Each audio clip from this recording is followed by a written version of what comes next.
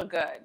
We are live with the one and only one great vegan, aka Gabrielle Reyes, and she's inviting you to a party today at 4 p.m. Pacific. Take it away, Gabrielle. Hello, my loves. It's me, Gabrielle, and y'all, we are having a Juneteenth celebration.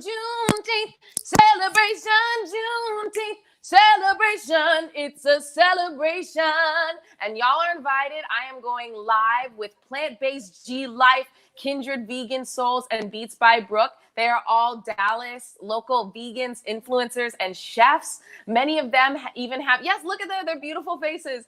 Many of them even have their own cookbooks. And I'm so excited because they're all coming over to my house. We're all going to, wash our hands and be very good with our cleanliness and all that. And they're going to get cooking. We're going to make all this delicious food. We're going to sing. And also my husband, Ace Anderson, he's going to perform some poetry, some spoken word, and we're going to sing. So it's going to be a party. Like I said, it's going to be a Juneteenth celebration,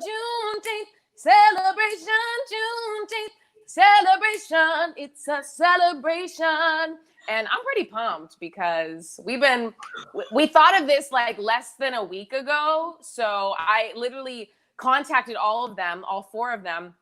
And my husband's a graphic designer. So I was like, all right, let's put this together. This is something that I really think needs to happen.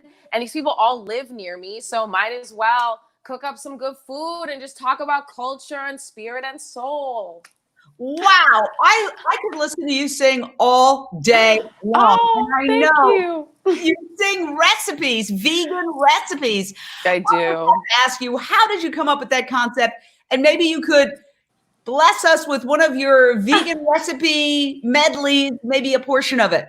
Okay. I may have to invite my husband in here to do the beatbox though, because he's the one that sets it up. So basically, I started doing live stream cooking classes or just like live stream recipe creation back in January 2019. And I just started singing. That's just like my personality is very like sing song. Like that's just who I am. And I grew up doing musicals. I lived in New York. I lived in LA. I've been doing musicals for so long. And, I started singing about like cocoa peanut butter balls. I just started singing about like random food. And then me and my husband decided to start shooting my cooking show. And so then we started just incorporating songs in it because me and my husband just started singing in the kitchen. That's just kind of what we do.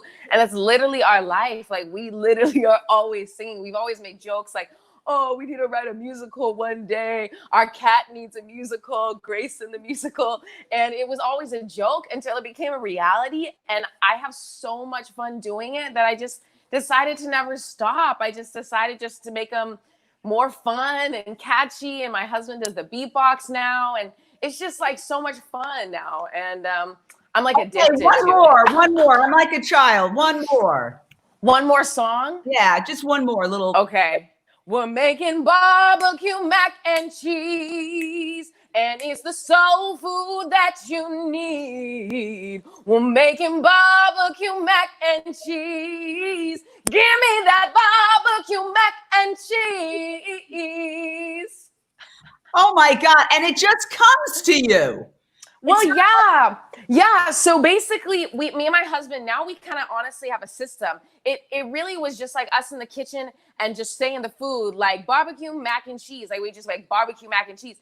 And then our voices, my husband, he's Jamaican, and I'm Haitian and part Puerto Rican. So our voices are already kind of just melodic in the way that we talk. And we just found rhythm to it. And my husband, he does, spoken word. So it kind of is just like this weird thing that we just have always been doing, and he helps me come up with the beats, and then it's just kind of become this thing. Yeah, and we have that in common. I'm Puerto Rican and Irish.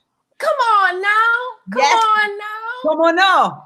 Yes. Por supuesto. Y podemos comer comida muy vegana que es puertorriqueña, yuca, plátanos, arroz, habichuelas. Don't talk to me about yuca. Yuca and plantains. My favorite. I love, also with Haitian too, we have plantain, and with Jamaican, you have the plantain, but you cook them all different ways. I love it. You can fry them, bake them. I love food. Okay, I'm now an official groupie. We are talking to and singing with Gabrielle Reyes. This is her Juneteenth celebration. There we are. Woo, woo. Yes. There's a party. It's at 4 p.m. Central. That means 2 p.m. Pacific. You're in Texas. Yes. And it's going to be featuring all the folks you see below. And I'm sure there's going to be a lot of singing. So I'm very excited that Jane Unchained is cross-streaming it. Yes, I'm so pumped. Yeah, we put where you can watch it, facebook.com/onegreatvegan. And if you get confused and you know our page, you can just go to the Jane Unchained page. We're going to have it streaming as well. And let's just talk a little bit about Juneteenth. I want to admit that up until this year, I had not really thought about Juneteenth. And to be quite honest, I'm embarrassed to say I didn't really know exactly what Juneteenth was. So I was researching it today because we are talking about it. And it is Freedom Day, Jubilee Day, Liberation Day. It started, and you're in Texas, as a Texas state holiday. Is now celebrated annually on the 19th of June, which is a combination of June and 19th throughout the United States, to commemorate the Union Army General Gordon Granger announcing federal orders in Galveston, Texas on June 19th, 1865, proclaiming that all slaves in Texas were now free. And although the Emancipation Proclamation had formally freed them almost 2.5 years earlier, and the American Civil War had largely ended with the defeat of the Confederate States in April, Texas was the most remote of the slave states with a low presence of Union troops. So enforcement of the proclamation had been slow and inconsistent. So basically, that was the day that they arrived in Texas to make this announcement. And the Emancipation Proclamation did not occur until the 13th Amendment to the Constitution of the United States, that December 6th, 1865, which entirely abolished slavery in the United States. That's what we're celebrating. And I think it's important because, you know, the conversations we've been having, and I heard somebody mention this structural racism in regards to a conversation that we were having about the attempts to destroy our local wetlands here and call it a restoration. It's a phony restoration. And it happens to be in an area where there's a lot of communities of color. That the structural racism is basically where the infrastructure does not acknowledge, and this is a perfect example. I mean, I went to school a long time ago, I'll be honest, but I don't ever remember. I don't want to date myself. I don't ever remember hearing about Juneteenth. Okay. So I think it's really a great opportunity to make this a formal part of our celebrations as Americans. Yeah, definitely, for sure. I mean, you know, I grew up in the same way. I grew up in a Haitian household, and my father was white. So, you know, we didn't grow up knowing a lot about African-American, Black culture in America. But, you know, growing up, being, you know, brown, being Black and, you know, seen as Black, you know, obviously the people who I surrounded myself with, I started hearing more about Juneteenth and more, and living in Texas as well. So eventually, I think it was about, I mean, it had to be in college back in like 2011, around then, same time, or honestly, probably the same time I went vegan, was about the time I heard about Juneteenth because, you know, I went to school in Oklahoma, and a lot of people went to school in Oklahoma lived in Texas. And so they knew about it and they kind of educated me, but it was never celebrated. It was never like let's have a party. And I didn't even know really people celebrated it heavily until about 5 years ago. I didn't even see, you know, I always knew 4th of July. We grew up knowing 4th of July, 4th of July, 4th of July, but Juneteenth was never a moment of celebration. It was like, oh, that's a moment we should all like know that existed, you know, that should be taught, but it was never taught to me ever. So this is an opportunity for change and growth, and we're celebrating Juneteenth with you. We're so honored to be cross-streaming your Juneteenth celebration live streaming at 4 p.m. You can catch it at facebook.com/onegreatvegan, and you can catch it at Jane Unchained. If for some reason it's easier to go here, but it's the same exact feed. One last thing I want to say, and that is the intersection between diet and racial justice, because we know that most of the fast food corporations let's leaving brand names aside for a second, a good portion, studies have shown, have donated to the forces that oppress African Americans. I'm talking about literally donating, for example, to the administration. There's a huge connection. And yet, you know, you have people who are marching and then they'll go to a fast food restaurant. What would you tell those people about meat and dairy and racism? I call it food slavery. That's literally what I call it. I call it food slavery because it's an addiction to the system that we're built into. It's an addiction to the idea that you have to die from high blood pressure, that you have to have diabetes, that you have to go through all of these ailments through heart attacks. And the reality is that's not part of our culture. That's not part of our ancestry. That's not part of where we came from. That's what, unfortunately, what has been built around us. And what's wacky is in a world that we built, ultimately, you know, something that we as people of color were brought here to America to build America. And now they've built us into corners of our lives.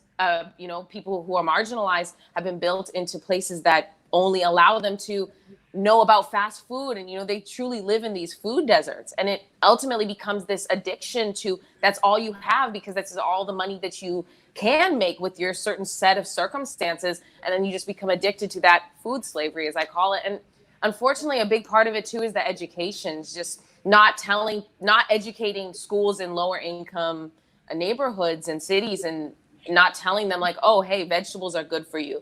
Hey, that does not run in your family. You need to eat vegetables, you know, that's not being taught. It's being taught that our culture is about fried chicken and butter and grease and leftovers. And we can celebrate those flavors and those spices, but it's about celebrating it by living longer lives so that we can prolong our existence, so that we're not slaves anymore to that system. And also that to disrupt that lie that it's too expensive to eat vegan and it's some kind of elitist food. Speaking of, let's say, the Puerto Rican staples, rice, beans, and vegetables. Yes. You can buy a sack of, I did, because of the quarantine, I've never bought that much rice at once. I should go back and get it. It's a giant thing of brown rice.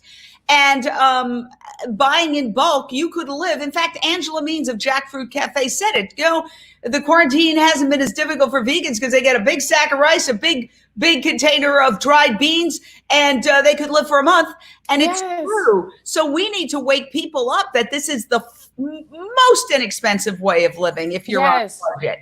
And, you know, that's a huge question I get because, you know, I do a lot of my, like, I guess, talking about veganism actually happens on my TikTok account because that's where I connect with the youngest group of my followers. And they ask me so many questions. Well, isn't it expensive? My mom told me it's more expensive. And I'm like, no, beans and rice are cheap. You know what's expensive? Meat and cheese. Yeah. And you have to also realize that if you're going to eat vegan meat and cheese as well, you have to realize that's also going to be pricier too. If you want those, you know, specific, oh, I want that vegan burger or I want that vegan cheese. But the reality is if you're eating, you know, mostly whole foods, then it's not going to be expensive. You're eating the beans, the rice, you know, the quinoa, the pasta, things like that. And then obviously the vegetables. Being somebody who lives alone, I have not up until this quarantine ordered in bulk. You know, first of all, I don't want to overeat.